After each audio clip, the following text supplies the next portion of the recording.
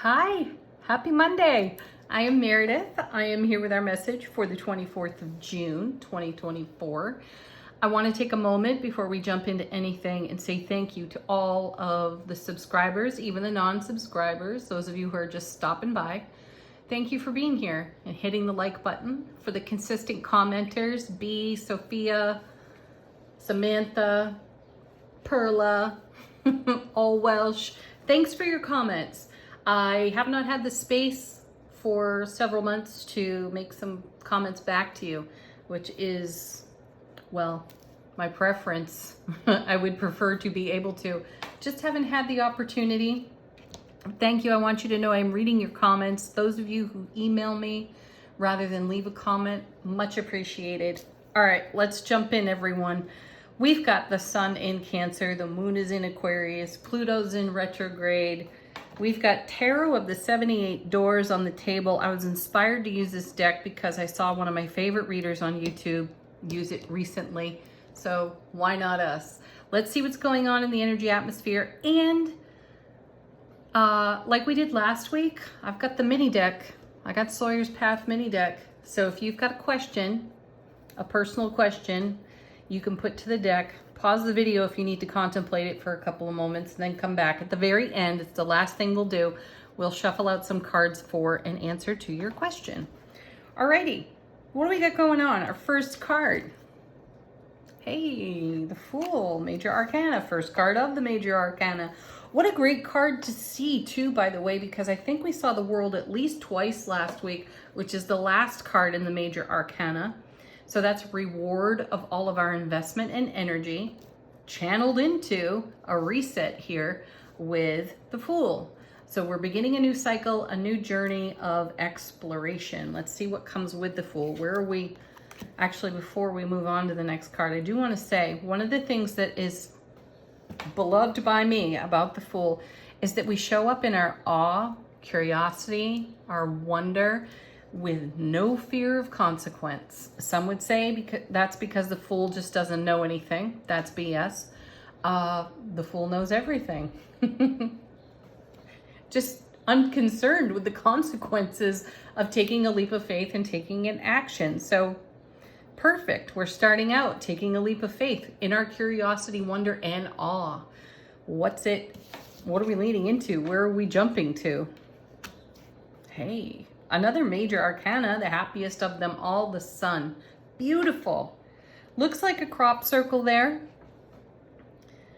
which feels like a portal and a doorway to a whole new opportunity for us. So we're taking a leap of faith into the opportunities that are presenting, and we're less concerned with the consequences of the leap of faith. Fantastic, right?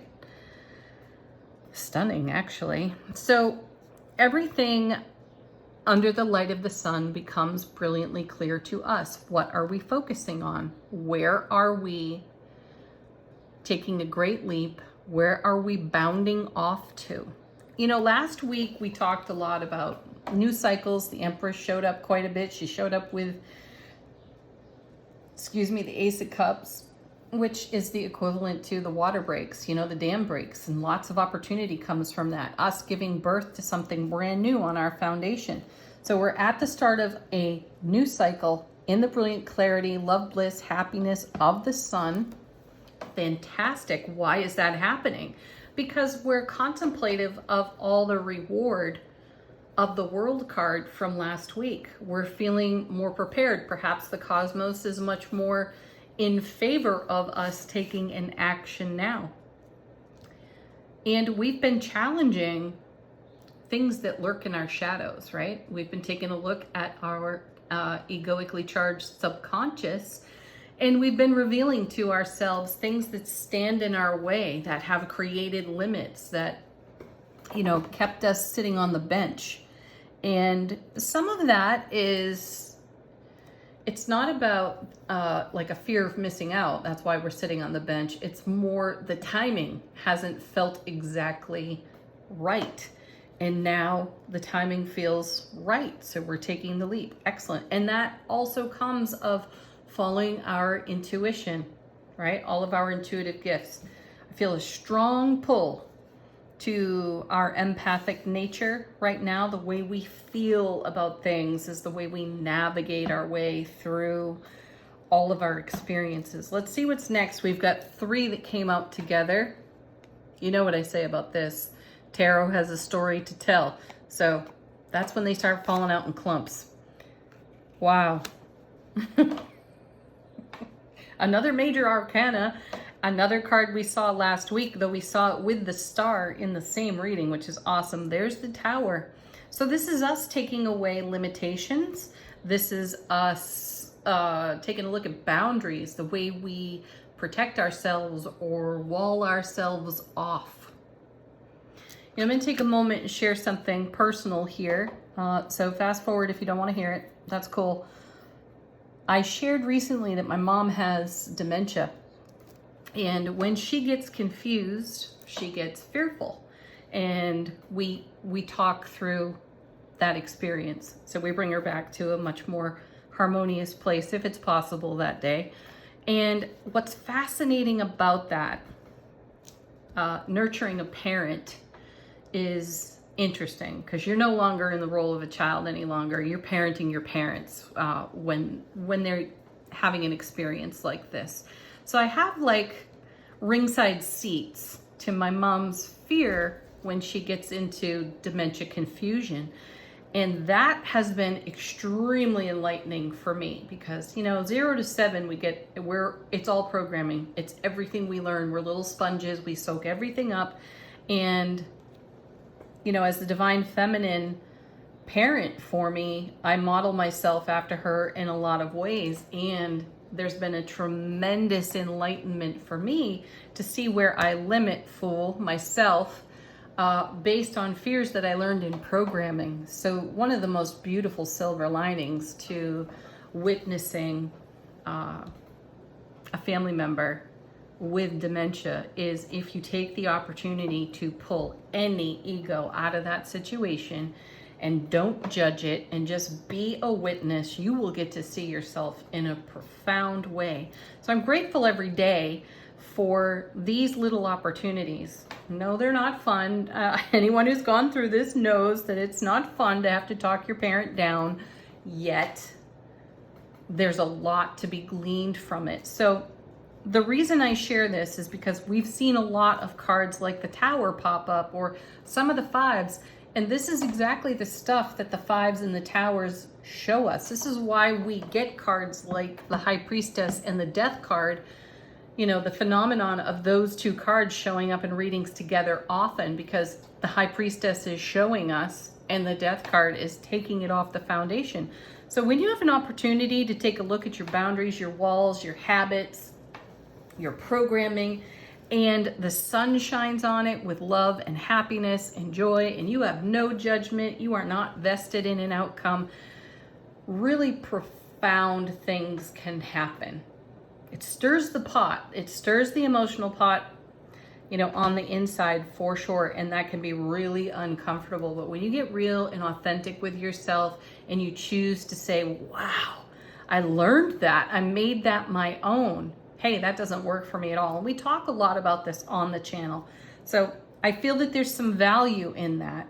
So take every opportunity you have to witness your towers, and witness your towers like a fool. Ask yourself new questions. How good can it get? What is the very best thing that can come out of this really uncomfortable situation? And the Sun card is here to show you how good it can get and how much more freeing things can be for you. Whew. All right, moving on. Next card. Holy moly, right? Oh, I got chills right now. Whew, there's the Devil showing you your habits and your programming, and that's exactly what we're tearing off our foundation here. So thank you, universe. Thank you, multiverse. Thank you to whomever is showing you in a mirror exactly what you need to see. Shine some light on it. Take a leap of faith to do something different with some of the same old BS that shows up for us, right? If you're going to live without limits, if you're going to be free and you're going to be liberated and self-sovereign and have the most incredible self-relationship, you have to do this. I don't care who you are, where you come from, what your circumstances are. We've all got this. We can be honest about it, and we can love it into wholeness. Let's see what this is all accompanied with. Excellent. King of Pentacles. Wow. Perfect. You know, the ultimate recycler here. He and the Queen, they recycle energy so beautifully. They continue to reinvest in what works. So King of Pentacles, master manifester, Queen as well. So the King is all about taking action. So we've got divine masculine energy here to take action on our tower, on our devil, on the repetition and programming and the habits. Just because you've done something a certain way forever doesn't necessarily mean that that way is the right way now.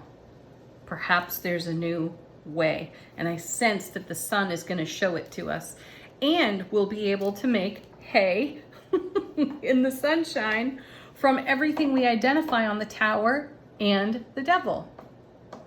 Take a look around. It won't take you long to recognize some of the things that stand in your way. And ultimately, you will discover in those moments when you witness something that stands in your way, you're going to discover that there's some pretty hard and fast programming stuck to that. And the opportunity here is to ask yourself, how good can it get? What leap of faith can I take? What can I do different, right? Sometimes there's a period of wallow in that because there's resistance to making the change. I've experienced this recently as this weekend. I caught myself with some mental chatter that was really old business. And I'm like, holy wow. Hey, that's an affirmation. If I keep repeating it, what can I do different? How can I shift that? Validate yourself, validate your feelings, and then reaffirm something new and different. Take a separate, uncalculated leap of faith. Ooh, nice. Now we have the Knight of Cups. What a beauty. Because what are we doing here? Knights move energy between cards. So we're going to move through our investment with the King of Pentacles, investing in the brilliant clarity and the great happiness of the sun. We're going to infuse any of our challenges, our programmings, our limitations, and we're going to upgrade the frequency, and then we're going to move on in the Ace of Cups with that Knight. Where's it traveling to? Excellent. Nine of Pentacles. There it is. Fantastic card. This is one that relates to, well, two major arcana for me. Relates first and foremost to the Empress. It's like the minor arcana version. Also, there's a whisper of connection to the Hermit there. And what's the message of the Hermit? A quest beckons. What's the quest?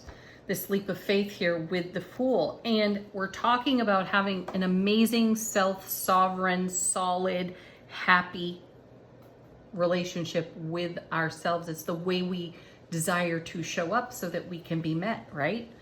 So this is what the Nine of Pentacles is all about, and we're coming into that energy through the Ace of Cups, through the Sun, through the Fool, and the King of Pentacles as we take a look at habits, limitations, boundaries, all of it. What I sense here, the leap of faith, is daring to be vulnerable. We talk about that a lot here. Dare to be vulnerable. It's exquisite. It's exquisitely uncomfortable sometimes too, yet anything worth doing is worth doing with 1,000% of your soulful presence in it. And that takes guts. Don't hide behind some boundary, limitation, or wall. Show up like the sun in the Ace of Cups. You'll never regret it. All right, bottom of the deck. How is the universe helping us behind the scenes? What is it that we're not exactly aware of? Ooh, Two of Swords. My goodness. Look at the artwork on that card. You know, here's an infant left in a basket at night in the rain.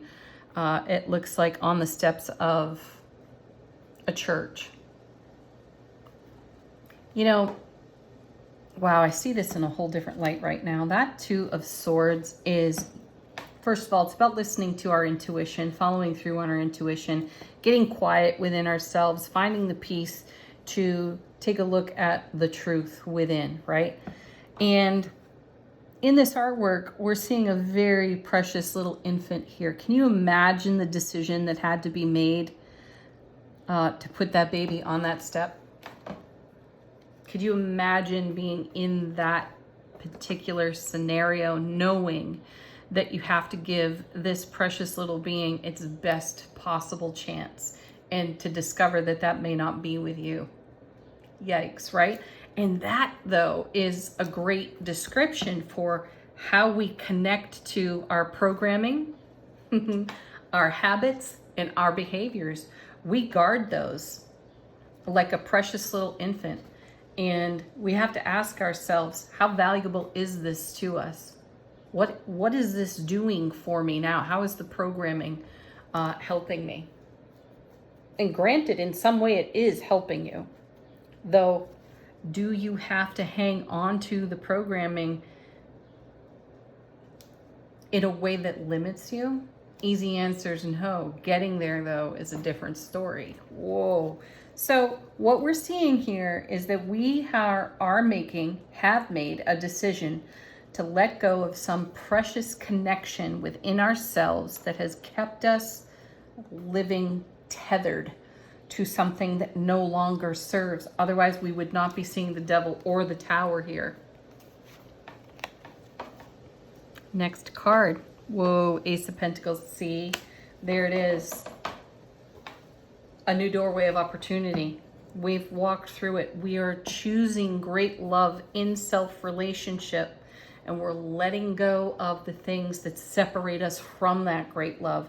And that's a huge leap of faith every time, especially when you've got conditioning to be a certain way or to stay a certain way, because it's comfortable for you and it may be comfortable for everybody around you, but is it serving you?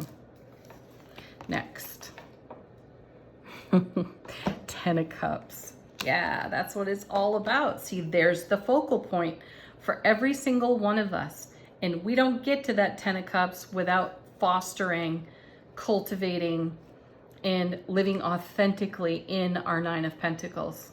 When you show up in the way you desire to be met, Two of Cups, I know it's not in the reading right now. When you show up that way, this is what you create. You create your own form of bliss, and we are in momentum with that right now, having looked with very clarified eyes at the things that hold us back. Whoa, look at that. Ace of Cups now. Seriously, the Ace and the 10. Subtract the Ace from the 10, you get the 9. So a dream's coming true. A wish is being fulfilled, and you have to take a leap of faith to make that happen. You've got to let go of something that you've nurtured as if it were a precious little newborn here, though in your ego. I know that's a tough one. Ooh, look, I wasn't going to pull anymore. I always say that, and then I do. Here's the Hermit. What a great artistic demonstration of what we're talking about. Like, the Hermit seems to be plagued a bit by, I'm going to call this an angelic character holding a cornucopia, which reminds me yet again of the Empress in Sawyer's Path that we saw so much last week. So what is he fending this off? Is he separating himself from bounty and goodness? And is it worth this? You know, what's he protecting? Some small aspect that at one time was very precious and served very well, though he's outgrown, right? And there's so much more to come. We have to tear down our towers, look at our habits and our behaviors, Devil card, and figure out a way to allow ourselves to celebrate our Ten of Cups, to receive our own Ace of Cups, and to stay in momentum with that. Yeah, look at this. Then we have the Nine of Swords. I'm stopping, I promise. How are you caged? How are you setting yourself free? Ooh, profound. I love it. Okay, great questions for us to ask today. Angel answers. Guides, angels, ancestors, please share with us what you would love to share with us. Confirmations, queries, put it to this deck, get a simple, straightforward answer.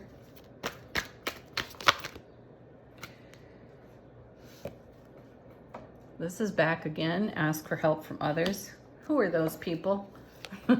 Guides, angels, ancestors, your besties. Sometimes it's you looking yourself in the eye in the mirror. Take action. There's the King of Pentacles and the Fool being confirmed here by angel answers. Take a leap of faith, because there's no need to worry. Nope. Let go. Perfect timing, divine timing. Yeah, there is something here for you. There's this whole cornucopia full of goodness, answered prayers, dreams coming true. 10 of Cups, Ace of Cups. Beautiful, right? Amazing cards here. The sun is shining through on all of your actions. Now is the perfect time. There is no need to worry. There is no space for worry. Final word from angels and ancestors. How is our soulful presence speaking to our waking consciousness? I feel like I've been doing this reading for like an hour now. Ooh. We have the Traveler. Move in a new direction. Yeah, do something different. Take action by doing something different. Move in a different direction with your programming and your habits. Challenge yourself in that way. All right. Now, if you'd like to continue with the reading and put a question to the mini deck, this is your opportunity. So, while I shuffle, keep your question in mind and heart. Channel it to this deck.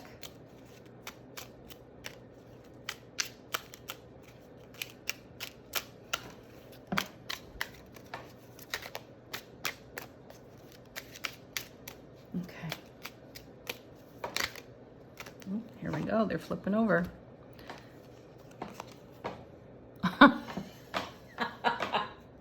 Ace of Cups. You know, now that's twice. Well, 3 times really. If you take the ace off of the knight, then we have the ace proper. Now we have it again coming out of the mini deck. Ace of Cups, love, bliss, happiness on overflow. If you do not take an action right now, you may not experience this. Living from the overflow. So here we come back around again to part of the message of the main body of the reading.